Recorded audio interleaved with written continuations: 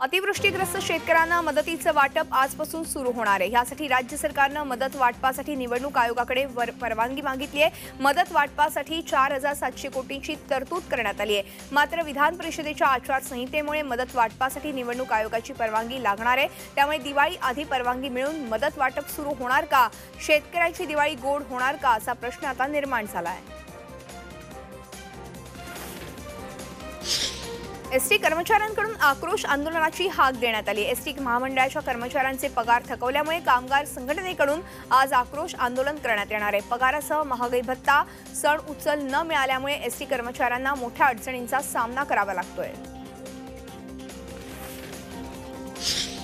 दिवाळी आधी शेअर मार्केटनं मोठी उसळी घेतली। सेन्सेक्स आतापर्यंतच्या सर्वोच्च स्तरावर पोहोचलाय। निफ्टीनंही नवा उच्चांक प्राप्त केलाय।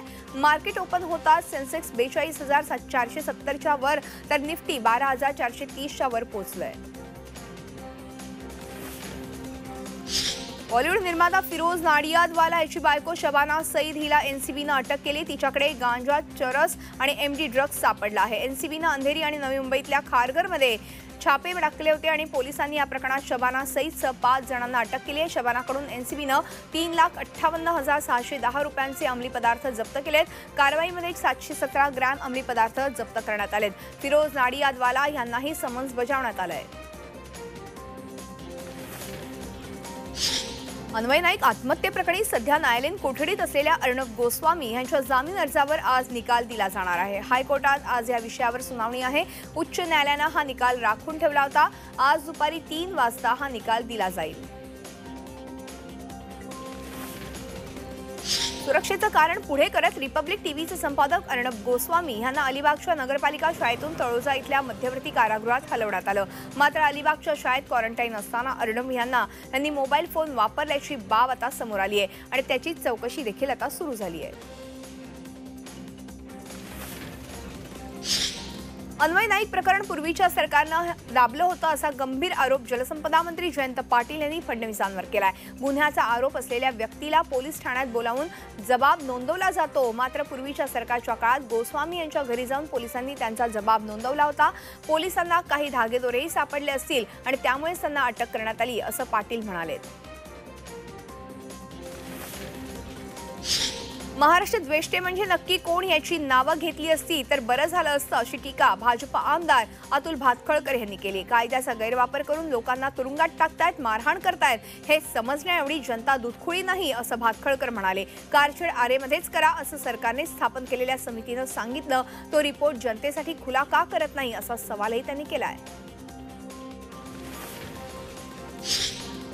बिहार विधानसभा निवडणुकीची उद्या मतमोजणी होणार आहे। यासाठी निवडणूक आयोगानं 55 मतमोजणी केंद्र स्थापन केली आहेत। तसंच सुरक्षेची दक्षता घेऊन सीसीटीव्ही कॅमेरे देखील बसवण्यात आले आणि इलेक्ट्रॉनिक मतदान यंत्र असलेला कक्ष आणि मतमोजणी केंद्राभोवती त्रिस्तरीय सुरक्षाही तैनात करण्यात आली आहे। राज्यात थंडीचा कडाका वाढत चाललाय। धुळे जिल्ह्यात पारा आणखीनच घसरलेला आहे। धुळ्यातलं तापमान 9.5 अंश सेल्सिअस इतकं झालंय तर गेल्या आठवड्याभरापासून तापमानाचा पारा आणखीनच खाली येतोय। गेले 2 दिवस 10 अंशांवर स्थिर असलेलं तापमान पुन्हा घसरलंय तर परभणीचा पारा 8.8 अंशांवरती आलाय। या हिवाळ्यातलं हे निच्चांकी तापमान ठरतंय। नागपुरातही थंडीचा कडाका वाढला आहे। येत्या 1 डिसेंबर रोजी होणाऱ्या विधान परिषदेच्या 5 जागांची निवडणूक महाविकास आघाडीतील पक्ष वेगवेगळे लढण्याची शक्यता आहे। विधान परिषदेच्या 2 शिक्षक आणि 3 पदवीधर मतदारसंघासाठी ही निवडणूक होतीये। या निवडणुकीत अर्ज भरण्याची शेवटची तारीख 12 नोव्हेंबर आहे। मात्र अद्याप महाविकास आघाडीत या जागांच्या वाटपाची चर्चा झालेली नाही। महाविकास आघाडीतल्या 3 पक्षांमध्ये 5ही जागांवरच्या उमेदवारांवरून मतभेद होण्याची शक्यता आहे। जळगावातील नाशिकच्या वॉटर ग्रेस कंपनीला देण्यात आलेल्या शहराच्या स्वच्छतेच्या ठेक्यात लाखो रुपयांचा भ्रष्टाचार होत असल्याचा आरोप करण्यात येतोय आणि त्यामध्ये तथ्य निघाल्यास भ्रष्टाचाराला पाठिंबा देणाऱ्या भाजपच्या पदाधिकाऱ्यांवर कारवाई करण्यासाठी राज्य सरकारकडे पाठपुरावा करू असे खडसे यांनी म्हटलं आहे। मुंबई शहरात सर्व मराठा समाज एकत्र करण्यासाठी मराठा संघर्ष यात्रेतर्फे मराठा जोडो आंदोलन, मराठा आरक्षण जनजागृती यात्रेचं आयोजन करण्यात आलं होतं। पहिल्या टप्प्यात सेंट्रल मुंबई लाईन या ठिकाणी आंदोलन करण्यात आलं तर दुसऱ्या टप्प्यात दक्षिण मुंबईत वरळीपासून ते पश्चिम उपनगरातील दहिसरपर्यंत हे आंदोलन करण्यात आलं।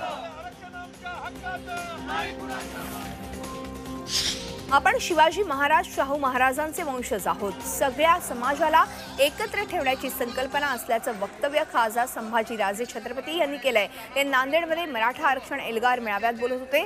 तर मराठा आरक्षणाबाबत जे जाणकार आहेत अशा 10 लोकांची समिती नेमावी असं सांगत त्यांनी अशोक चव्हाणांना टोला लगावला.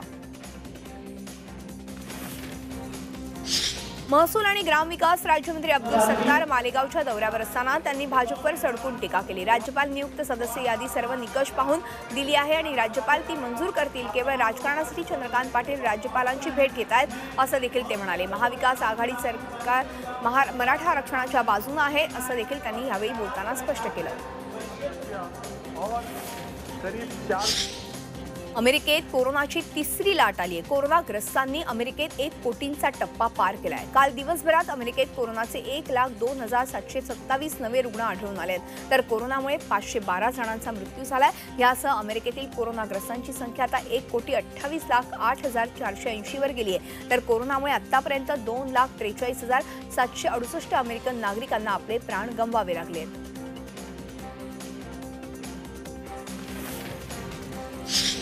कल्याण पश्चिमेला आर्ट गॅलरी कोविड समर्पित रुग्णालयाचं आणि टिटवाळा इथल्या रुक्मिणी प्लाझा संकुल सामान्य रुग्णालयाचं मुख्यमंत्र्यांच्या हस्ते लोकार्पण करण्यात आलं. कल्याणला आर्ट गॅलरी इथे 109 ICU आणि 250 ऑक्सिजन खाटांचं रुग्णालय उभारण्यात आलंय. तर टिटवाळ्यामध्ये पालिकेनं सुसज्ज असं रुग्णालय उभारलं आहे.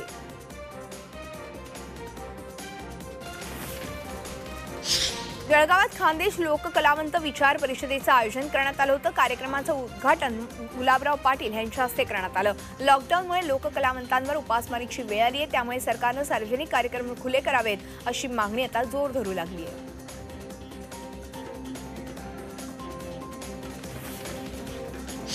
मुंबईची वाहतूक कोंडी कमी करण्यासाठी आता MMRDAनं घाटकोपर इथल्या दक्षिण बाजूस जाण्याकरता उड्डाण पुलाची निर्मिती केली आहे आणि आता हा पूल वाहतुकीसाठी खुला होतोय. कोरोनामुळे कामात विलंब झाला असला तरी आता काम पूर्ण झालंय आणि दिवाळीपूर्वी हा पूल आता सुरू करणार आहे.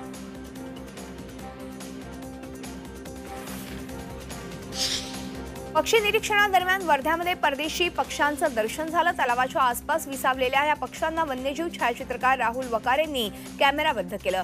तपकिरी डोक्याचा कुरव ह्या पक्षाचे थवे हजारो किलोमीटरचा प्रवास करून इकडे आले आहेत आणि या पक्ष्यांचे इंग्रजी नाव हे ब्राऊन हेडेड गल आहे आणि त्यांची लांबी ही 40 ते 45 सेंटीमीटर असे. हिवाळ्यामध्ये वर्ध्यामध्ये हा पक्षी काही दिवसांसाठी मुक्काम करतो. यंदाच्या दिवाळीत फटाक्यांवर संक्रांत येण्याची शक्यता आहे. कोरोनाच्या पार्श्वभूमीवरती फटाक्यांवर बंदीची जनहित याचिका दाखल करण्यात आली आहे. पण आता फटाक्यांवर बंदी घालू नका, व्यापाऱ्यांचं मोठं नुकसान होईल अशी भूमिका फटाके व्यापारी करतात. कोरोनाचा सर्वाधिक परिणाम हा फुफ्फुसावर होतो. फटाक्यांचा धूरही फुफ्फुसांवरती त्रासदायक ठरू शकतो असं या याचिकेत नमूद करण्यात आलंय. गोंदिया जिल्ह्यात अखेर 38 दिवस उशिरा शासकीय आधारभूत धान्य खरेदी केंद्र सुरू झालेले आहे. त्यामुळे शेतकऱ्यांना मोठा दिलासा मिळालाय. 1,968 रुपये मोठ्या धानाला तर 1,888 रुपये बारीक धानाला भाव मिळालाय. दरवर्षी 1 ऑक्टोबर ते 31 मार्च या कालावधीमध्ये धान्य खरेदी करावं असा GR पणन विभागाकडून काढला जातो. मात्र यंदा धान खरेदीला उशीर झालाय.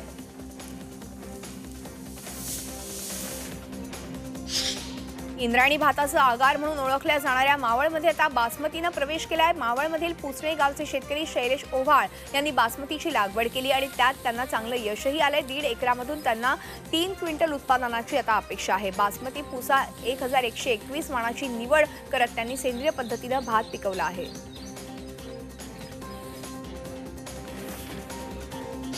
सातारा जिल्ह्यातील शिरवळ ग्रामपंचायतीसमोर ग्रामस्थांकडून बेमुदत उपोषण करण्यात येत आहे आणि गेल्या काही दिवसांपासून TE कनेक्टिव्हिटी ह्या कंपनीत गावातील तरुण काम करतायत. कायमस्वरूपी करण्यासाठी त्यांना कंपनीनं ग्रामपंचायतीचा दाखला मागवलेला आहे. मात्र ग्रामपंचायतीकडून दाखला देण्यात येत नाहीये म्हणून ग्रामस्थांनी आंदोलन पुकारलंय.